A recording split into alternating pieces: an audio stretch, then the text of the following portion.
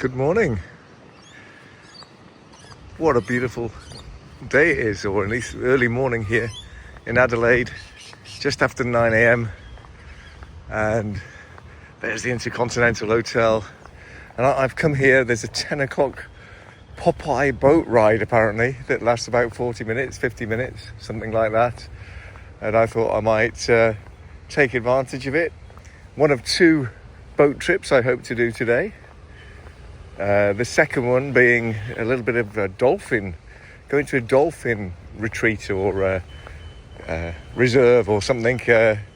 Forget how they advertised it now, but that sounded quite good. So I'll do that this afternoon.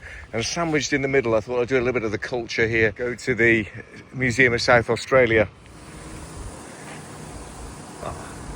So this is the top of this walkway. See the malt shovel and tap house.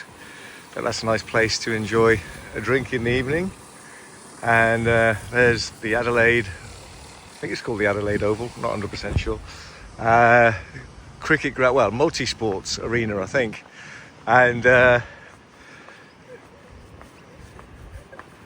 the views down the river the other way. Right, this looks like it. It's very brightly coloured.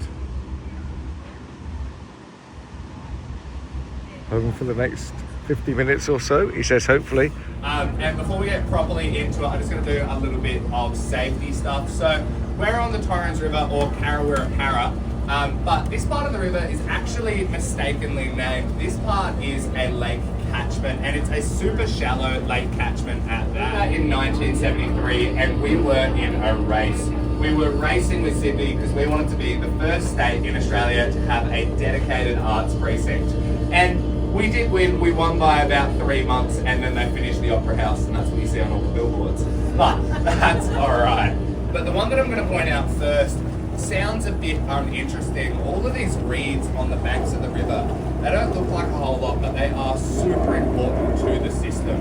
So as they do a couple of things, they provide habitats for all sorts of different animals like fish and yabbies and birds and that sort of stuff, who are the local Indigenous people of this area, gave it. And the Popeye would like to acknowledge that the land and water that we're meeting on and working on today is the land of the Kaurna Nation, and that we pay our respects to their elders past, present and emerging.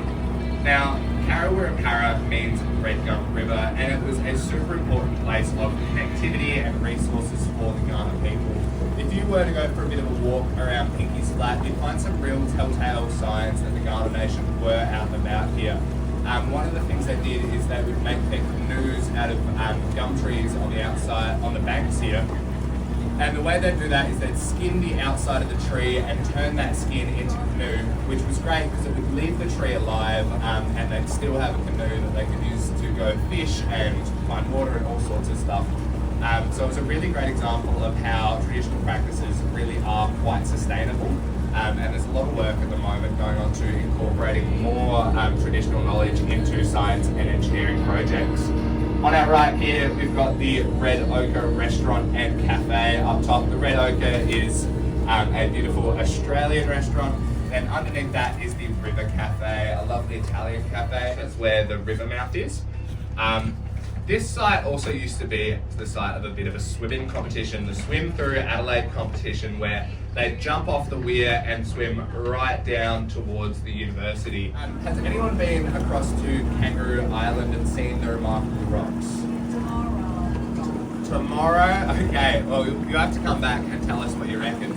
Because that smaller shiny building, the Sky City building, that was designed to mimic the remarkable rocks on KI. Do we reckon they did a good job? Anyone that's seen the rocks or knows what they look like? I reckon they tried their best. I think they gave it a good crack, but at the end of the day, it's still a casino. Some surveys, they walked up the Torrens River from Henley Beach, and eventually they came to this nice big sweeping bend with a little hill over there, it's pretty flat over there, and they went, oh yeah, that's a good spot for a city. So they put it there, and it didn't even move, so I think they chose a great spot. And when they did that, this area in front of us was called River Park. But obviously it's not called River Park anymore, it's called Elder Park. And the reason for that is for Sir Thomas Elder. He was a businessman and philanthropist, and he and his family would donate a lot of stuff to the city to make different projects keep going, to make glass paper boats, describe the stories that people took, describe the journeys that people took to get to Adelaide when they were first settlers. If you're on a paddle boat, it's pretty hard to read from the pop-eye, but if you're on a paddle boat having a look, you can read about the harsh conditions, the time of the day. So King William was the king at the time when they were building up the city, and the people designing it asked him if he could name the main road for him, and he was like, yes you can, as long as no one crosses over me. So any road that comes up to King William and would be going across it actually stops, and then on the other side of the road it's a different road with a different name, because we don't want to go across it over the king. We've got the Jolly's Boathouse restaurant, beautiful restaurant, and then the Lounders Boat Shed Cafe. They aren't open today, but they are an excellent place to grab a feed around a university that they can be. But one of the Uni of Adelaide's strengths has always been their engineering department. They actually designed and built this bridge. They designed it in 1926 and it was built by 1935. 9-year turnaround for a uni project. I reckon that's pretty good. But that wasn't the end of the uni students and the bridge. In the 70s, they thought it would be a bit of a fun idea to play a prank on their professor during their O week, their Prosh week, whatever you want to call it. But quite a game move. But what they did is they got his car and they pulled the engine out of his car so it was well balanced, and then they suspended it from the center of the bridge, which is the photo that Anna passed around just before. After that excellent river tour, really relaxing, very enjoyable and very beautiful. What an amazing park that is. I'm just by Parliament House, and my intention is now to do a couple of cultural things, have a look around, maybe the old railway station. It's been here for over 100 years. There's the Parliament House, designed in the classic style, and I'm hoping to find the Museum of South Australia and spend an hour in there before heading for some lunch. So right, let's see what I can find. So let's see what we can find inside this beautiful old railway station building.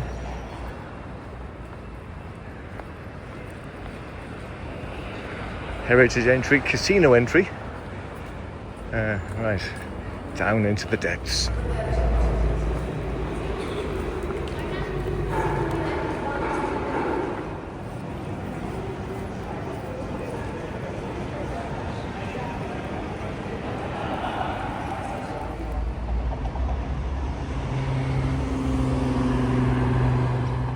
Matthew Flinders being recognised here, explorer and navigator, Terra Australis, 1774 to 1814. And there's a statue of the great man himself.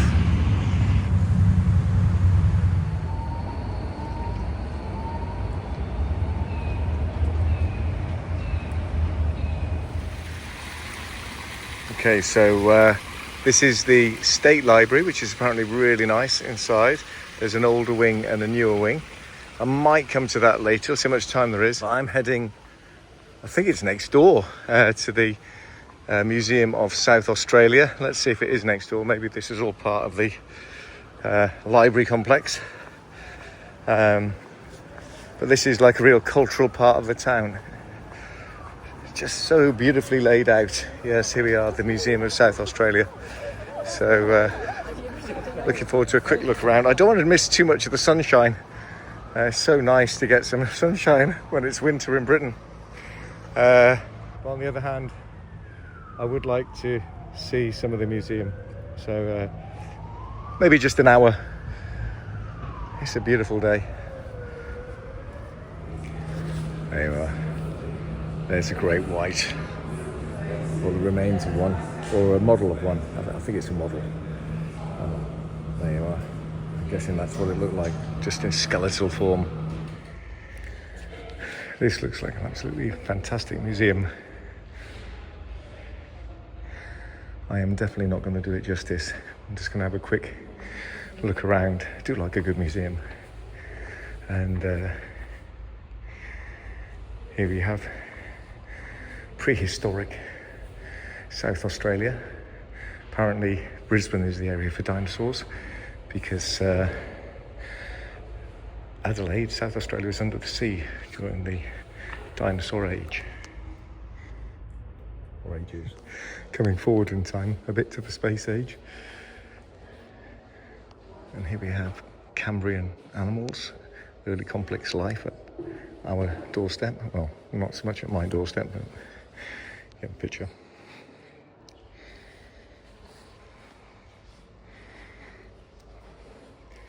So we have some megafauna, giants of the Pleistocene. It's a touch to start.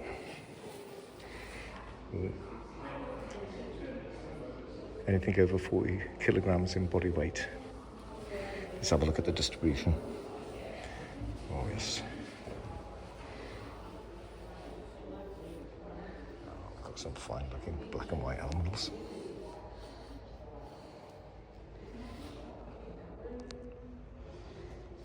Well, I'm a bird paleontologist and I spend a lot of my professional career wandering around Australia looking for the remains of animals with backbone, vertebrates. If I was going to think, characterise an Australian academic, I think the guy in front would be like a very stereotypical image that might come to mind. Here we are, Antarctic animals. And we are kind of on the way to Antarctica here. It's still a long way off, it must be said. 34 degrees south of the equator. Oh, I think these looks like from the Amundsen expedition, or maybe the Scott expedition to the Antarctic.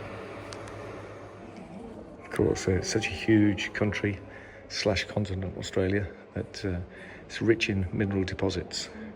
And this section is all about them. The geology, rocks, minerals of Australia, and there's some beautiful ones. Well, let's have a look at this case over here. And of course, the best way to categorise them is by colour.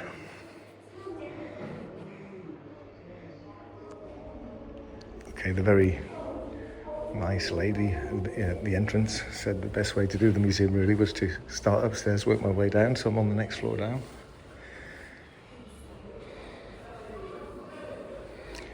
Oh, some animals apparently grow their own camouflage. A very, very handy thing to be able to do.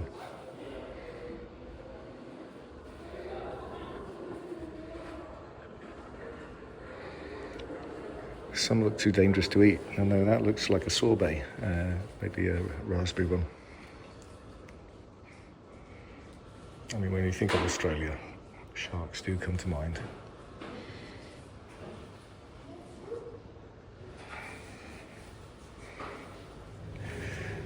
That's what you want. Floods are less common than droughts in Australia, but animals have adapted to take advantage of them.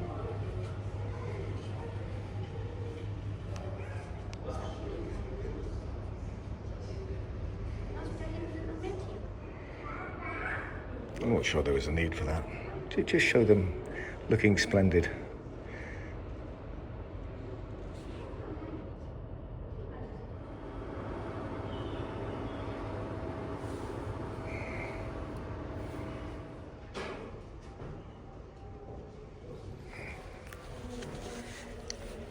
So I must admit, this is the one I've been particularly interested in seeing. The Aboriginal story. Here for thousands of years. The date keeps on getting pushed back to when they think humans first arrived on the continent. I'm trying to remember what I was listening to recently, but at least 60,000 years, maybe longer. Boomerang here. For thousands of years, the Aboriginal people across Australia have used boomerangs, varying in shape, use and meaning depending on local traditions. They range from commonly recognized returning types to curving fighting sticks that were never thrown. They were used for fishing, hunting, fighting, playing, and for ceremonial purposes. So the boomerang. Pukumani ceremony. The Pukumani is a series of rituals that release the spirit of a dead person. Tiwi creativity is expressed through the Pukumani in song, dance, body painting, and artifact making. Their distinctive burial poles have become widely recognized symbols of Tiwi culture. Today, the Pukumani is a main ceremony performed on the islands. And here we have some of those sculptures, and beautiful they are too. Look at that, fantastic. Aboriginal shields with defensive weapons, shielding their owners against attack from clubs, boomerangs, or spears. Shields gave vital and momentary protection, enabling defenders to become attackers. But shields are used for more than defence. In many parts of Australia, shields were also proclaimed an owner's identity. They were carved or painted with totemic designs which varied from region to region, but carried the same essential message: the symbolic link to totemic ancestors in the dreaming.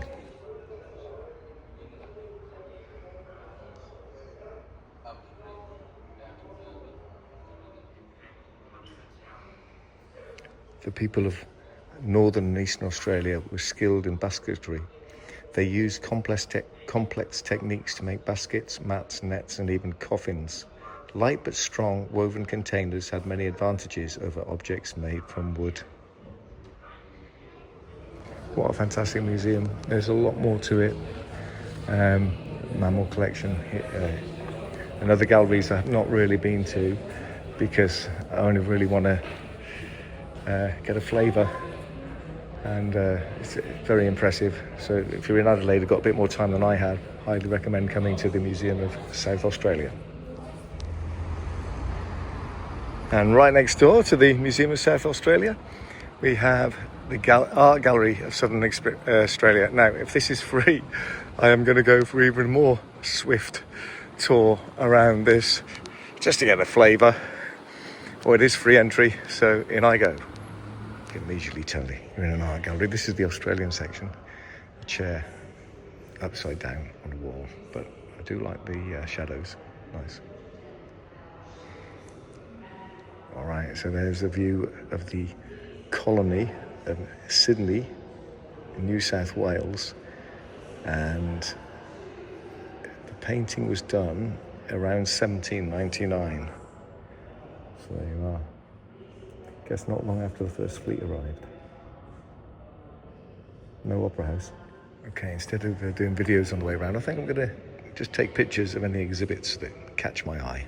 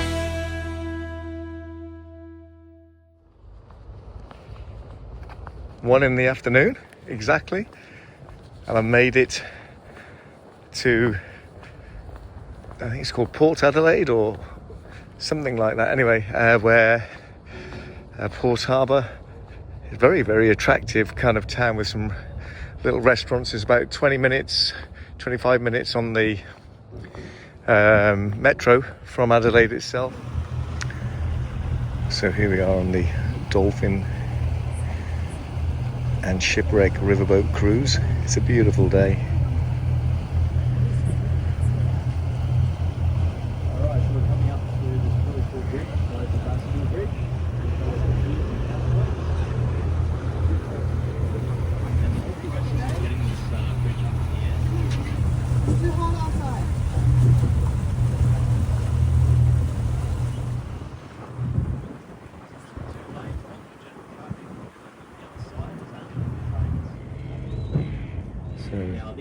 weren't meant to transport a lot of convicts like the rest of Australia. These were labourers, merchants and tradesmen, and they were used to help boost the settlement of Adelaide itself, and quite successfully so, because Adelaide is still here, and over 250,000 Australians today trace their lineage back to this boat alone. And after its tenure, this boat was actually left sunken at the bottom of River Clyde in Scotland.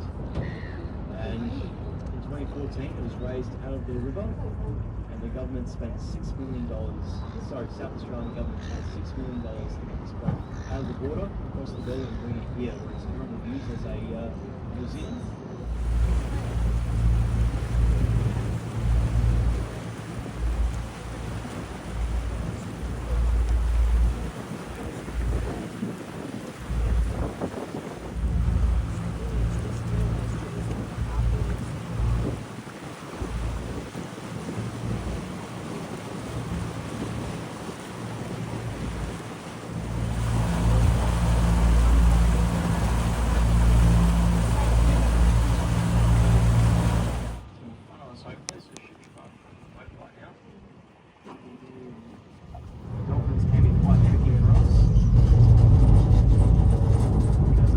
So we've just seen a dolphin.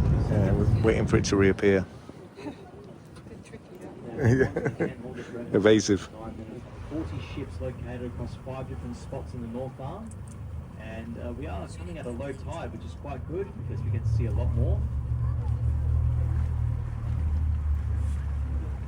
And coming up on the left-hand side, we do have 25 that can be seen at the lowest of tides.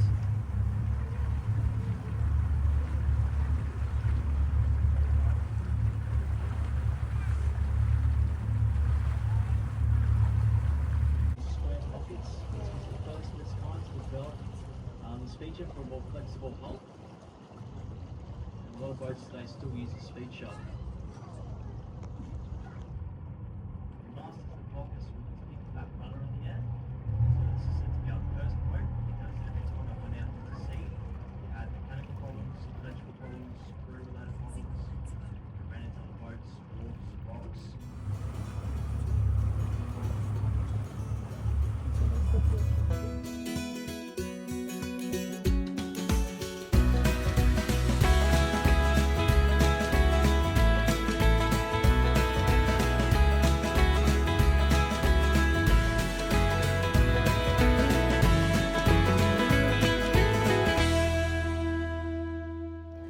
Well, that was a very enjoyable and relaxing cruise. I only saw glimpses of the dolphins, but they're beautiful creatures. We saw them. I don't think I captured any on camera. Had to be very quick. Interesting seeing the old boats, the wrecks as well, and just nice being out in the sun on this beautiful summer's day here in Adelaide. Well, I made it now back to Glenelg, and I don't want to get my hopes up too high.